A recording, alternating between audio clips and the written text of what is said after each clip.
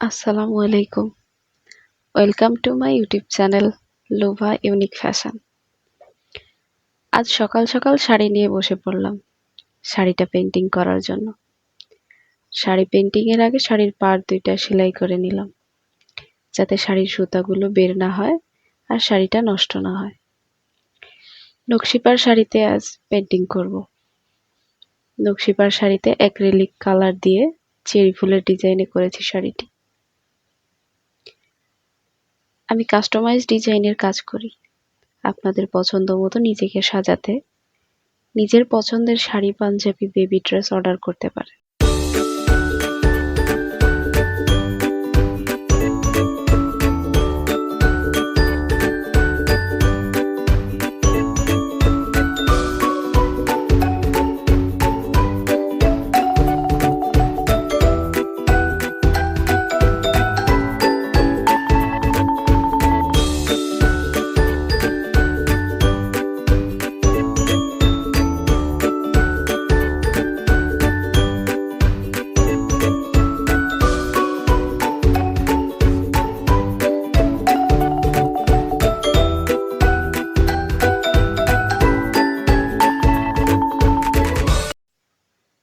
আমি আজই প্রথম নকশিপার শাড়িতে পেন্টিং করলাম। এর আগে হাফ সিল্ক শাড়িতে করেছি, কিন্তু নকশিপার শাড়িটা বেশি সুন্দর।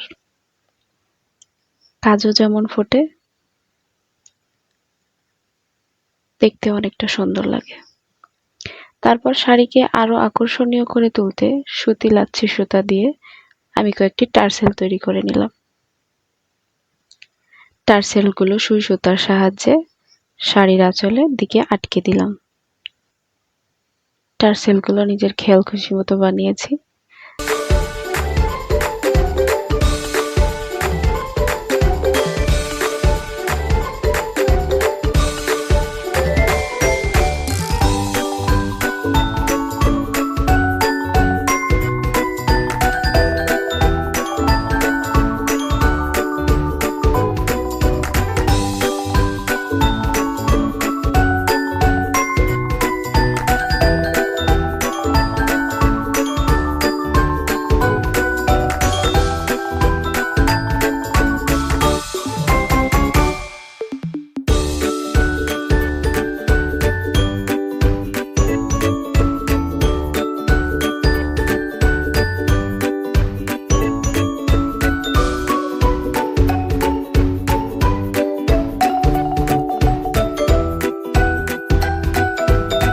শেষে চিরুনি দিয়ে আঁচড়ে আঁচড়ে টার্সেলগুলো সোজা করে দিলাম। সুন্দর।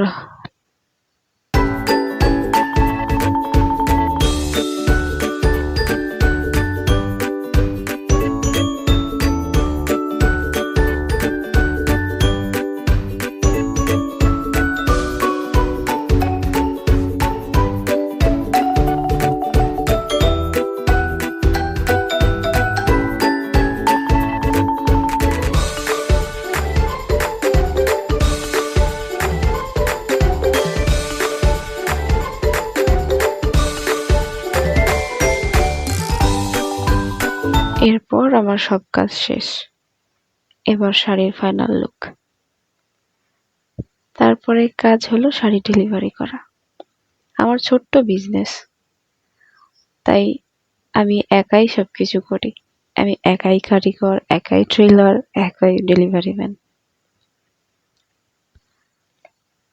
তাই শাড়ির কাজটি শেষ করে পরের দিন নিয়ে বের হলাম ডেলিভারি করতে।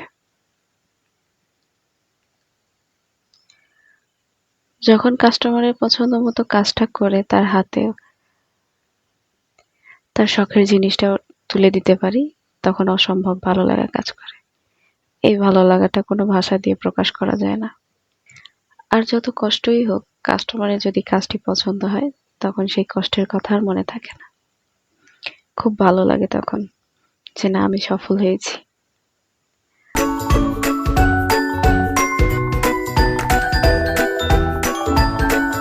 আপনাদের যদি ভিডিওটি ভালো লেগে থাকে, অবশ্যই লাইক, কমেন্ট এবং সাবস্ক্রাইব করতে ভুলবেন না।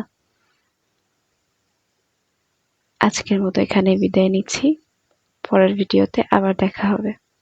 আল্লাহ হাফেজ।